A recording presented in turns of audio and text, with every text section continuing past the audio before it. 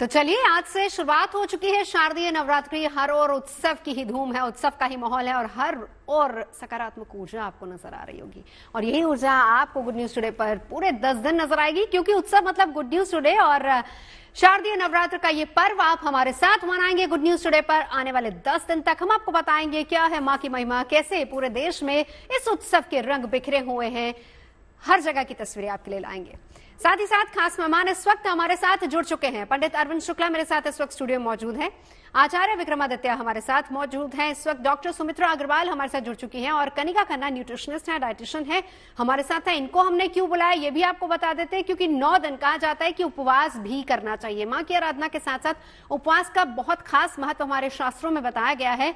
तो क्या है उपवास का साइंटिफिक रीजन और किस तरीके से हमारी सेहत को भी ये 9 दिन और जिसको कहते हैं कि मन, मस्तिष्क और शरीर के लिए बहुत इंपॉर्टेंट है, इस पर हम इनसे चर्चा करेंगे। तो शुरुआत सुमित्रा जी मैं आप ही से करना चाहूंगी। देखिए, 9 दिन की महिमा और व्रत का विधान। सबसे पहले ये बताइए कि आज पहला नवरात्र है, किस मायने में आज और इस बार के शारदीय नवरात्र खास हैं? जी बिल्कुल, आज पहला दिन है। सबसे पहले आप देखिएगा जितनी देवियां हैं वो सारी देवियों को अगर आप सीरियली देखेंगे तो हमारे जीवन के अलग अलग क्षेत्र में सभी देवियों का बहुत रोल है। अगर सबसे पहले बात करते हैं आज माता शैलपुत्री की, तो हम जानते हैं हमारे शरीर का सबसे महत्वपूर्ण चक्र होता है मूलाधार चक्र। तो ये देवी कहीं ना कहीं उस चक्र को एक्टिवेट करती है और हम जीवन में हमेशा चाहते हैं कि एक बैलेंस बना रहे और हमें संपन्नता मिले और हम सुखी भी हो और हम शांति से जी सके। तो अगर मूलाधार चक्र किसी का भी एक्टिवेट होता है माँ की कृपा से, उनकी साधना करने से, तो सबसे पहले उस व्यक्ति के जीवन में सभी भौतिक सुख भी आते हैं, आध्यात्मिक सुख भी आते हैं और व्यक्ति जीवन में सफलता भी पाता है और शांति भी पाता है। तो देवी सबसे उनका सौम्य स्वरूप है और माँ काफी शांत है। ये चीज शिव पुराण में ही बताया गया है। तो सबसे पहले जब अगर इस देवी की पूजा करते हैं, आराधना करते हैं, तो आज काफी लोग व्रत भी कर रहे हैं। तो जो लोग आज व्रत नहीं भी कर पा रहे तो 2 दिन का वो व्रत कर सकते हैं, 4th को और 8th को, यानी चौथे दिन और 8वें दिन। या कोशिश करें अगर 3 दिन व्रत कर सके तो पहले दिन, चौथे दिन एंड 8वें दिन। ठीक है, चलिए ये तो हुआ विधान। एक बार विक्रमादित्य जी आपके पास मैं आना चाहूंगी। माँ की महिमा, पहला दिन, पहला नवरात्र और व्रत, क्यों हम लोग उपवास करते हैं? क्योंकि हर किसी का अपना अपना मत होता है इसको लेकर।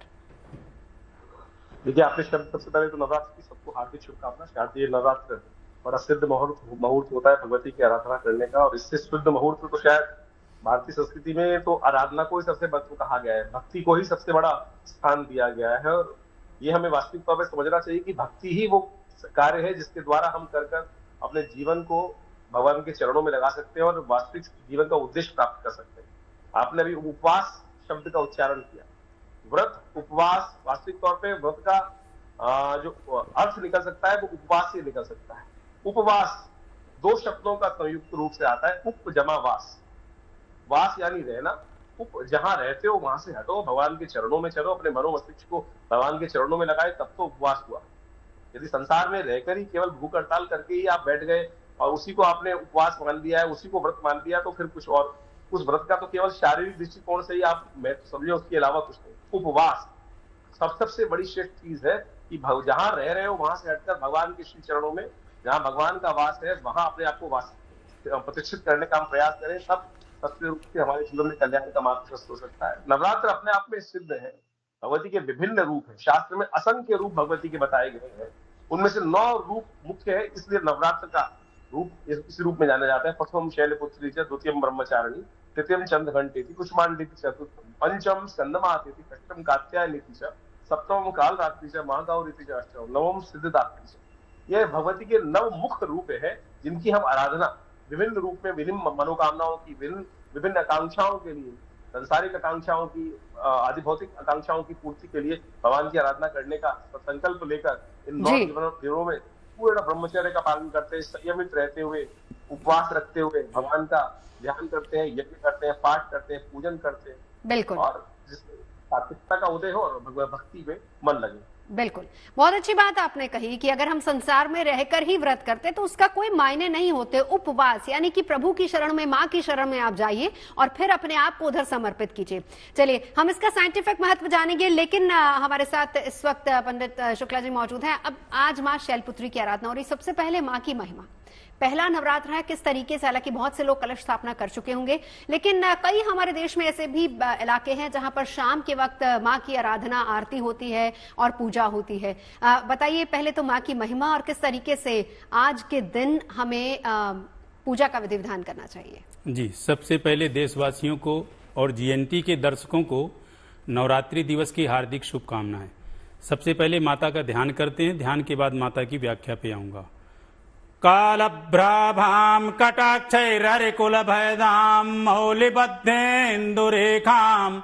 शंखम चक्रम कृपाणम त्रिशिखमपि करे रुद्वहन्तीं त्रिनेत्राम सिंहस्कन्धाधिरूढां त्रिभुवनमखिलं तेजसा पूरयन्तीं ध्याये दुर्गां जयाख्यां त्रिदश परिवृतां सेवितां सिद्धकामयी अर्थात जो हमारे सभी कार्यों को सिद्धि प्रदान करे। आज माँ शैलपुत्री का दिन है, जिसको कहते हैं प्रथमम शैलपुत्री चा। यह जो है पर्वतराज शैल जी के यहाँ बिल्कुल छोटे रूप में जो है प्रकट हुई थी, और जब यह कथा सभी को विदित है कि उनने अपने योगाग्नि के द्वारा अपने आप को जब जो है अग्नि में समाहित कर लिया था दक्ष जी के यहाँ, जब उनको निमंत्रण नहीं मिला और जबरदस्ती शंकर जी से आज्ञा लेके वो गई, तो ये फिर बाद में इनने शैल जी के यहाँ जो हिमवंत के यहाँ, यानी कहने का तात्पर्य कि पर्वतराज के यहाँ शैलपुत्री के रूप में जन्म लिया। तो आज उन्हीं का ये प्रथम दिन है।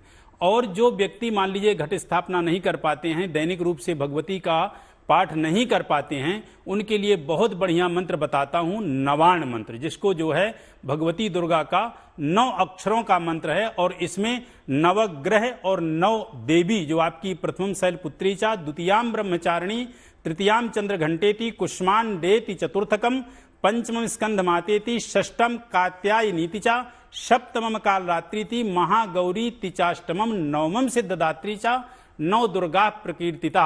अर्थात 9 देवियों का और नवग्रहों की शांति होती है और 9 देवी इसमें जो है प्रसन्न होती है। कौन है मंत्र, आप सुनिए। ओम ऐं ह्रीं क्लीं चामुंडायै विच्चे, ये नवाण मंत्र है। इस मंत्र का आप शाम को जाप करें और भगवती की आरती जरूर करें। क्यों? क्योंकि कहते हैं देवी पूज पद कमल तुम्हारे, सुर नर मुनि सब होई सो खारे। अर्थात माता सीता जी ने भी भगवती पार्वती की, भगवती शैलपुत्री की, भगवती गौरी की आराधना की थी, तभी उनको मनोवांछित जो है वर मिले थे और विशिष्ट उनको घर की प्राप्ति हुई थी। कहने का तात्पर्य है कि आप आज नवरात्रों का प्रथम दिन है, कुछ नहीं कर पाए हैं तो भगवती की निरांजन आरती जरूर आप संध्याकालीन टाइम पे जाके करिए और इस मंत्र का जाप करें। निश्चित रूप से आपके जीवन में सभी मनोविलसित फल प्राप्त होंगे। बिल्कुल। चलिए, ये तो बात हुई कि किस तरीके से माँ की आराधना करनी है, कैसे हम माँ को प्रसन्न कर सकते हैं, लेकिन हम बार बार ये कह रहे हैं कि ये 9 दिन बहुत इंपॉर्टेंट होते हैं। न सिर्फ हम माँ की शरण में जाते हैं, उपवास का अर्थ बहुत अच्छे तरीके से विक्रमादित्य जी ने बताया, बल्कि ये उपवास हमारे शरीर के लिए भी जरूरी है। कनिका जी, थोड़ा सा अगर मैं हेल्थ पॉइंट ऑफ व्यू से आपसे जानना चाहूं, व्रत रखना कितना जरूरी है और ये किस तरीके से हमारे शरीर को स्वस्थ बनाता है? जैसे कि अभी मौसम चेंज हो रहा है और आप देख रहे होंगे कि बहुत ज़्यादा इम्यूनिटी लोगों की डाउन है, वायरल फ्लू, स्किन प्रॉब्लम्स आ रही है। तो यहाँ पे मौसम का जो ट्रांजिशन आ रहा है, यहाँ पे ये जो फास्ट है रखना बहुत ज़रूरी है, क्योंकि एक तो इम्यून सिस्टम को बूस्ट करता है और इसी के साथ साथ ये प्योरीफाई करता है हमारे माइंड, सोल और बॉडी को, और एनहांस करता है मेंटल क्लैरिटी। अगर जैसे कि हम लोग पूरे हफ्ते काम कर रहे हैं, हमें संडे रेस्ट चाहिए होता है, अगर हमें रेस्ट नहीं मिलेगा बॉडी को तो हम बिल्कुल काम उसमें करते जाएंगे और थक सकते हैं आगे जाके। हो सकता है वो काम हम अच्छे तरीके से ना कर पाए, बट जहां हमें एक रेस्ट डे मिल जाता है तो हम फिर से एक्टिव हो जाते हैं, फिर से काम करते हैं। उसी तरीके से हमारी बॉडी के अंदर मेटाबॉलिज्म, एब्जॉर्प्शन, ये सारी चीजें साइकिल्स चलती रहती हैं।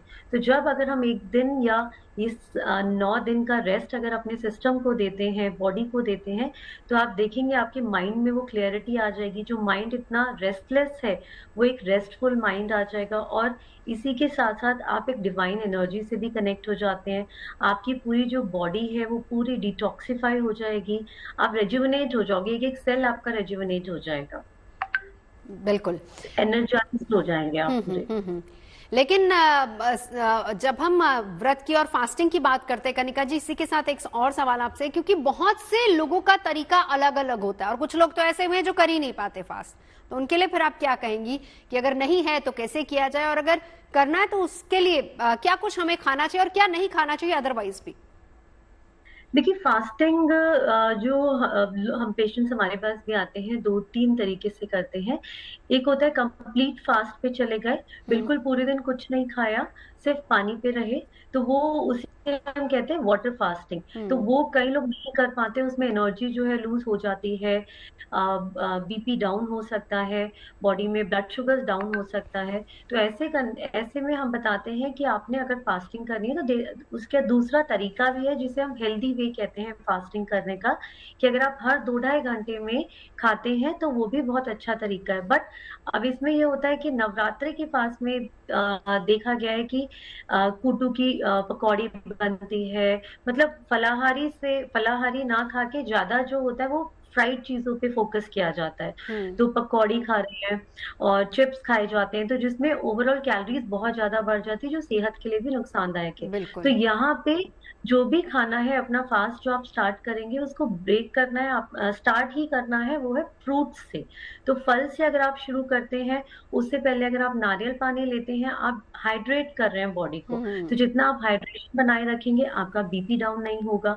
और अगर आप डायबिटिक भी हैं या आप नहीं भी और आपकी टेंडेंसी है शुगर्स कम होने की, अगर आप 2-2 घंटे में हेल्दी वे में खाते हैं तो आपके जो शुगर्स हैं वो डाउन नहीं जाएगी, एनर्जी डाउन नहीं रहेगी, आप through out the day active रहोगे। बिल्कुल। एक बार फ्राइड खाना जी, फ्राइड को थोड़ा अवॉइड करना। एक बार सुमित्रा जी आपके पास आते हुए, देखिए हम जब फास्टिंग करते हैं नवरात्रों में, बहुत अच्छे तरीके से इन्होंने भी समझाया कि उसका साइंटिफिक वे क्या है, किस तरीके से हमारे शरीर के लिए भी उपवास व्रत बहुत जरूरी है। लेकिन इसी के साथ ये बताइए शास्त्र क्या कहते हैं, कितने दिन का व्रत उपवास होना चाहिए नवरात्रों में? जी बिल्कुल, बहुत अच्छा सवाल, मैं भी बोलना ही चाहती थी। सबसे पहले बोलना चाहूंगी कि जब उपवास करें तो 2 बातों का विशेष ध्यान रखें। जैसे उन्होंने बताया कि अगर आपका स्वास्थ्य परमिट नहीं कर रहा है तो आप क्या करें। सबसे पहले अगर आपको लगता है अगर आपने भावना में बहकर या आप धार्मिक पक्षों को सोचकर आपने व्रत चालू कर दिया और आप बीच में उसको आपको छोड़ना पड़ गया, वो बहुत गलत हो जाएगा, तो वैसा ना करें।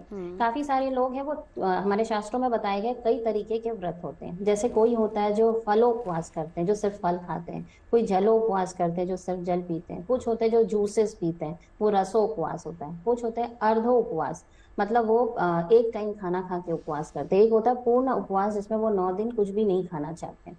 तो करीब तरह के उपवास होते हैं। कोई होते हैं दुग्ध उपवास भी करते हैं, मतलब वो 9 के 9 दिन सिर्फ दूध पिएंगे। मैं बोलना चाहूंगी जब हम इसको धार्मिक पक्षों से जोड़ते हैं तो सबसे इम्पोर्टेंट, अगर आपने व्रत किया तो हमारे अंदर सबसे इम्पोर्टेंट होता है वो संकल्प करना, कि हमने संकल्प किया कि हम इस व्रत को करने वाले हैं। तो सबसे पहले आपके लिए इम्पोर्टेंट है, अगर आप चाहते हैं कि वो भगवती तक पहुंचे और भगवान आपकी बात सुने, हम इसमें हमेशा धार्मिक पक्ष को जोड़ते हैं। काफी लोगों की मनोकामना होती है और काफी वर्षों से करते आ रहे हैं, इसलिए भी करते हैं। तो जब भी आप व्रत करने जा रहे हैं, आप पहले दिन मनाइए, अपने दिमाग में पहले सेटल करिए कि आपको कितने दिन का उपवास करना है। आप 2 दिन का उपवास भी कर सकते हैं, पहले दिन और 8वें दिन। जैसे कि मैंने पहले बताया कि आप 3 दिन का उपवास कर सकते हैं, वो आप फर्स्ट डे करिए, 4th डे करिए और 8th डे करिए। और ये आपको 9 दिन का करना तो या 8 दिन का करना, तो उसका आप पहले संकल्प करिए। हाथ में जल लीजिए, सिक्का रखिए, उसमें थोड़ा सा आप चावल रखिए, अक्षत रखिए। उसके बाद आप पहले संकल्प करिए कि मैं इतने दिन का इस उपवास को करना चाहता हूँ। तो जब भी हम उसको धर्म से जोड़ रहे हैं तो मैं कहूँ सिर्फ ऐसी फास्टिंग करने से नहीं होता है। अगर हम उसको अपने शास्त्रों के हिसाब से बोले तो संकल्प इसमें बहुत इंपॉर्टेंट हो जाता है। उसके हिसाब से अब आप इस उपवास को करें। काफी जगह कुछ लोक कथाएं हैं ये, लेकिन धर्म के किसी ग्रंथों में नहीं लिखा हुआ, पर काफी लोक कथाएं हैं कि नवमी के दिन आप लौकी ना खाएं।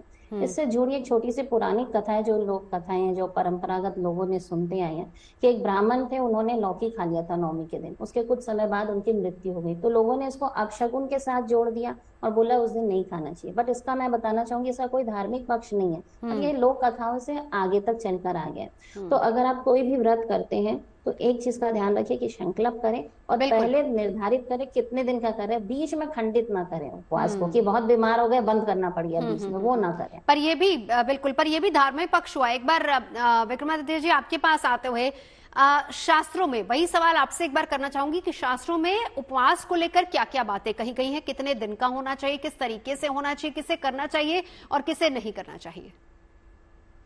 देखिए, सबसे पहली बात है यथाशक्ति यथा श्रद्धा। जिस प्रकार में जिसकी जिसकी शक्ति है, जिसकी जितनी श्रद्धा है, उसके अनुसार सबसे पहले ये भ्रांति हम हटाए कुछ अशुभ हो जाएगा। हम किसी का अशुभ करने के लिए तो व्रत कर नहीं रहे, हम तो भगवती की कृपा प्राप्त करने के निमित्त आराधना कर रहे हैं। तो ये भ्रांति जगह जगह जो कई जगह विशेष रूप से कुछ लोगों के द्वारा इंगित कर दी जाती है, तो कहूंगा वैसे शास्त्रोक्त नहीं है।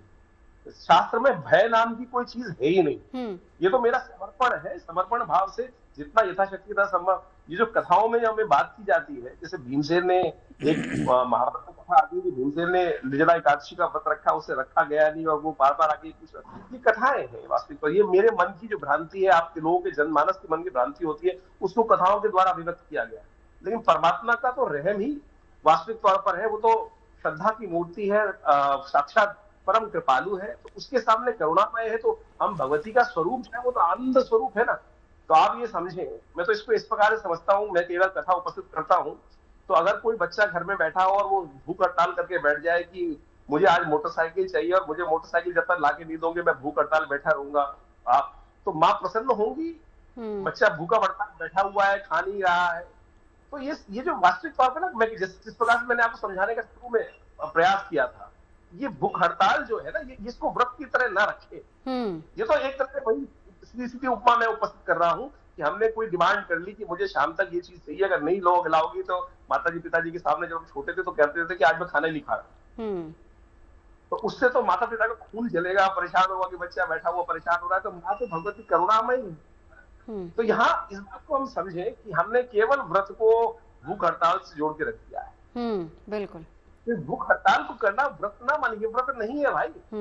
आप समझिए, व्रत आपने किया। अभी हमारे सामने डाइटिशियन जो बोल रही थी कि व्रत जब किया जाता है, आज मार्केट का इतना जबरदस्त आ गया, कुट्टू का आटा आ गया और अनेक प्रकार की चीजें आ गई, चिप्स आ गई, बर्फी आ गई, ये आ गई, वो आ गई, फिर व्रत थोड़ी होता, पार्टी हो रही है। नहीं, वो एक्चुअली विक्रमादित्य जी होता तो ऐसा ही है। देखिए, व्रत का खाना इतना टेस्टी होता है कि लोग इसी चक्कर में व्रत कर लेते हैं कि चलिए आज ये फॉर अ चेंज हम इस डाइट पे स्विच हो जाते हैं, उसको उस तरीके से लोग देखने लग जाते हैं। खाना इतना स्वादिष्ट है, ये तो खाना तो भैया पार्टी कर लेगा। इस बात को भ्रांति ना उत्पन्न करें। कम से कम हम अपने शास्त्रों में तो हम जो शास्त्र में वर्णित है उस बात को समझने का प्रयास करें। इस पर फिर आपको इस बात पे फोकस करना होगा, जैसे कि डाइटिशियन भी कह रही हैं कि आप फ्राइड चीजें बिल्कुल बंद कीजिए। मैं यही से सुपाच्य और सात्विक। मैं तो डॉक्टर भी हूँ, मैं हॉस्पिटल चलाता हूँ, मैं BNYS डॉक्टर हूँ पूरा और PhD हूँ योग से। तो मैं इसको आप बहुत अच्छी से एलैबोरेट करके समझा सकता हूँ कि विशेष तौर पर हमको समझना सात्विक। हमारे शास्त्रों में कहा गया सात्विक। बिल्कुल सात्विक हमारे 3 प्रकार के भोजन पदार्थ। विक्रमादित्य जी, यही से आप अपनी बात को आगे बढ़ाइएगा। शारदीय नवरात्र पर आप देख रहे हैं हमारी ये खास पेशकश उत्सव मतलब गुड न्यूज टुडे, और गुड न्यूज टुडे पर ये उत्सव शुरू हो चुका है। हर दिन आपको दिखाएंगे अलग अलग रंग किस तरीके से पूरे देश में नवरात्र का ये उत्सव मनाया जा रहा है। तमाम खास मेहमान हमारे साथ मौजूद हैं। विक्रमादित्य जी, आप ही से हम बात की शुरुआत करेंगे क्योंकि आपने कहा था कि इसका एक साइंटिफिक और महत्व भी आप बताना चाह रहे हैं कि क्या खाना चाहिए और क्या नहीं खाना चाहिए, उपवास हम क्यों करते हैं। अपनी बात पूरी कीजिए सर। देखिए, एक पुरानी कहावत है कि जैसा खाओगे अन्न वैसा हो जाएगा। आहार शुद्ध हो, शरीर शुद्ध, विचार शुद्ध हो, मनो शुद्ध। यानी आहार को सबसे पहले शुद्ध करने की हमको आवश्यकता है। आहार शुद्ध का अर्थ ये सात्विकता, सात्विक हो, बिना पका हो, कच्चा हो।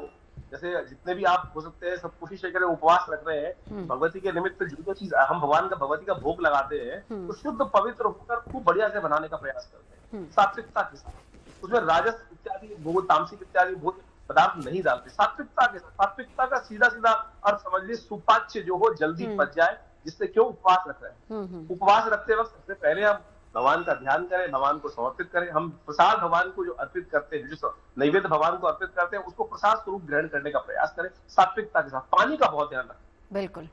उपवास के समय क्या होता है कि हमने भोजन किया नहीं है, पानी और डाइट भी कम हो जाती है, तो उसकी वजह से क्या होता है कि शरीर में बहुत सारी समस्याएं कम की, कॉन्स्टिपेशन की, बहुत सारी पेट की गैस, एसिडिटी, गैस्ट्राइटिस समस्या उत्पन्न हो जाती है। तो पानी का हमें बैलेंस जरूर रखना चाहिए। बिल्कुल। दूध को आप समाहित कर सकते हैं। दूध एक ऐसी चीज है जो सबसे, और गऊ का दूध, देसी गाय का दूध यदि आपको मिल रहा है तो उससे बढ़िया कोई चीज नहीं हो सकती। जो व्रत में यदि आप रख पाए तो बहुत अच्छा रहेगा, सबसे बढ़िया श्रेष्ठ तौर पर इसको हम रखने का हम प्रयास करें बिल्कुल। तरीके से। वैसे भी दूध को एक कंप्लीट फूड माना गया है शास्त्रों में।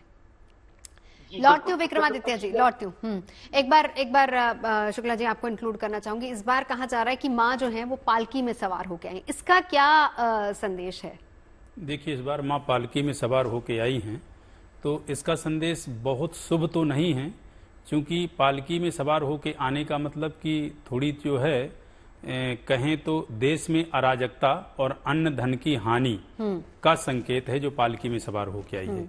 और ऐसी स्थिति में थोड़ा सा अच्छा नहीं है पालकी का सवार। वैसे अन्य पिछले साल जैसे हाथी में आई थी तो वो काफी अच्छा था, ठीक था, लेकिन ये अच्छा नहीं। दूसरा, भगवती के विषय में देखिए विशेष क्या है कि माता बड़ी ही निर्मल और बड़ी ही जो है मृदुल और भावुकमयी हृदय की होती है। किसी भी परिस्थिति में, किसी भी स्थिति में कोई भी व्यक्ति हो, यदि भगवती को बड़े भाव से भजता है तो भगवती उनके ऊपर बड़ी वैसे ही कृपा कर देती हैं, सहज। लेकिन एक चीज ध्यान रहे कि भोले बनकर के उनकी आराधना करें, बालक बनकर के उनकी आराधना करें, बहुत समझदारी और बहुत विवेकशील बनकर के ना करें। क्योंकि कहा गया है कुपुत्रो जायेता क्वचिदपि कुमाता न भवति। पुत्र में कुपुत्रता आ सकती है, लेकिन माता में कभी कुमाता या निष्ठुर हृदय की नहीं हो सकती है। और वैसे भी कलयुग में कहते हैं कि कलौ चंडी विनायकौ, कलयुग में बहुत अतिशीघ्र जो प्रसन्न होने वाले देवी देवता हैं वो विनायक और भगवती दुर्गा हैं या भगवती देवी है। और जो देवी की पूजा होती है विशेषकर रात्रि में, वो क्यों होती है, अभी आप इस चीज को जान लें। देखिए, दो ऐसे विशेष पर्व हैं जिनकी रात्रि में संध्याकालीन पूजा विशेष होती है। एक है जैसे बहुत से ऐसे इलाके जहां पर नवरात्र में डांडिया खेला जाता है और वहां पर शुरुआत ही माँ की आरती के साथ, उनकी आराधना के साथ की जाती है और वो शाम में होती है। जी जी, उसका मतलब जी हाँ, वही उसी बात पे आ रहा हूँ। देखिए, जो रात्रि में संध्याकालीन गुजरात आदमी या कहीं भी पूरे देश में पूजा होती है, देश में पूरी जो है संध्याकालीन टाइम पे भगवती की आरती होती है। वो होती क्यों है? क्योंकि कहा गया है कालरात्रि महारात्रि मोहरात्रिश्च दारुणा, इनकी रात्रि में ही पूजा का महत्व है। कालरात्रि मतलब अष्टमी की रात्रि यानी नवरात्रि, और महारात्रि मतलब शिवरात्रि। तो जो रात्रि में भगवती की आराधना करते हैं, भगवती का पूजन करते हैं, वो विशेष फलदायी होती है। इसीलिए इस मतलब जो है जहां विशेष आप स्थान बता रहे हैं गुजरात आदि में या पूरे देश में, यदि सुबह दिन में पूजा नहीं कर पाते हैं तो संध्याकालीन टाइम पे आप बड़े भाव विभोर होके भगवती के चरणों में आप जो है ध्यान करें, आरती करें, उनके मंत्र का जाप करें। संध्याकालीन टाइम मात्र आप 5 मिनट भी दे देते हैं, उतने भी भगवती आपके ऊपर पूरी तरह से प्रसन्न हो जाती है। जी चलिए, तो, सुमित्रा जी, बात पूरी कर लीजिए सर अपनी। हाँ, मैं यही कह रहा हूं कि भगवती की आराधना के लिए ज्यादा आप ज्ञानवान, ज्यादा विवेकशील, ज्यादा बुद्धिमान ना बने, भावुक बने। बालक का स्वरूप बिल्कुल अपने आप में बालकमयी जो है, मन बालकमयी, हृदय बालकमयी स्वभाव रखें, उसी में भगवती प्रसन्न है। जी चलिए, सुमित्रा जी आपके पास आते हुए थोड़ा सा डराया शुक्ला जी ने ये कहते हुए कि माँ अगर पालकी में आई है तो अच्छा संकेत नहीं है, आप क्या मानती हैं? काफी देखिए, अभी प्राकृतिक आपदा जो है ना, ये काफी बढ़ जाती है अगर माँ डोली में आती है। जैसा कि हमारे शास्त्रों में बताया गया है कि वो किस दिन आ रही है, उस दिन के हिसाब से डिसाइड होता है कि वो हाथी पे आएंगी कि पालकी पे आएंगी। तो आज जब माँ आई है तो माँ इस बार आ रही है जैसे आपदा, या बोलते हैं महामारी, या बोलते हैं अस्थिरता। अगर आप बोले तो हो सकता है कि पूरे कंट्री में काफी जगह पे आपको इंस्टेबिलिटी दिखेगी। आप समझ सकते हैं किन टाइप की इंस्टेबिलिटीज आ सकती है। व्यक्ति विशेष के जीवन से ज्यादा देश के विषय पर अगर हम बात करते हैं तो पूरे इंडिया पे, क्योंकि हमारे यहाँ ही आई है देवी, तो पूरे इंडिया के पॉइंट ऑफ व्यू से अगर बोले तो कहीं ना कहीं अस्थिरता या नो कॉन्फिडेंस जैसी चीजें काफी हद तक देखने को मिलेगी। इसी पर एक रिएक्शन विक्रमादित्य जी आपका, फिर उसके बाद मैं कनिका जी के पास जाऊंगी। देखिए, सबसे पहले नवरात्र ही अपने आप में रात्रि को प्रतिपादित करते हैं। नवरात्र, नव रोज नहीं हमारे यहाँ, नवरात्रि, दीपावली, महारात्रि। भारतीय संस्कृति में रात्रि का सबसे अधिक महत्व कहा गया। जो जागत है, जो पावत है, जो सोवत है, सो खोवत है, तो इस बात को समझे, हमारे तमाम पर्व, जितने भी पर्व हैं, उन सबका महत्व तो रात्रि के अंदर रखा गया है। यानी अब दीपावली महारात्रि, होलिका महारात्रि, शिव महारात्रि, नवरात्र, इन सबका रात्रि का ही महत्व है। और रात्रि भर परात्मा, दिन में तो क्या है, जितना जीवन में खटपट खटपट लगी रहती है, कुछ ना कुछ, कोई आ गया, कोई चला गया, कुछ प्रकार से। रात्रि का समय है संयमित तौर पर उस परमात्मा ब्रह्म का ध्यान करते हुए साक्षात भगवती के चरणों में अहर्निश प्रार्थना करने के लिए। गीता के अंदर कहा गया, या निशा सर्वभूतानि तस्याम जागृति संयमी। यानी निशा जो है वो वास्तविक तौर पर जीवन की निशा मान लीजिए, या रात्रि संसार की निशा को, उसमें भगवती की आराधना, संसार से विरक्त होकर माँ भगवती के सानिध्य में प्राप्त करने का प्रयास करें। बाकी रही योगा योग की बात, इस संसार में योगा योग तो चलते रहते हैं, लेकिन इस बार अभी देख के चले कि 15 दिनों में 2 ग्रहण पड़ चुके हैं विश्व के अंदर। अभी चतुर्ग्रही योग आज बना ही हुआ है जिस प्रकार से, और ये भयावह स्थिति उत्पन्न करता है, और उसका प्रभाव हमने कई बार बताया है। उसका प्रभाव पूरे विश्व में आप देख ही रहे किस प्रकार का अशांति का वातावरण है। और जिस प्रकार से नवरात्र का एक सूतक पातक जो लगता है, इन सबको भविष्य को दृष्टा भाव से देखने का हमको प्रयास करना चाहिए। ज्योतिष भविष्य दृष्टा के रूप में बताती है, भविष्य को दिखाती है, समझाती है, डराती नहीं है। यदि ऐसा कुछ अशुभ योग है तो हम संयमित होकर क्या कर सकते हैं? व्यक्ति के हाथ में है क्या? परमात्मा की आराधना के अलावा, उस परात्मा ब्रह्म की आराधना के अलावा, अपने आप को संयमित करने के अलावा हमारे हाथ में कुछ है नहीं।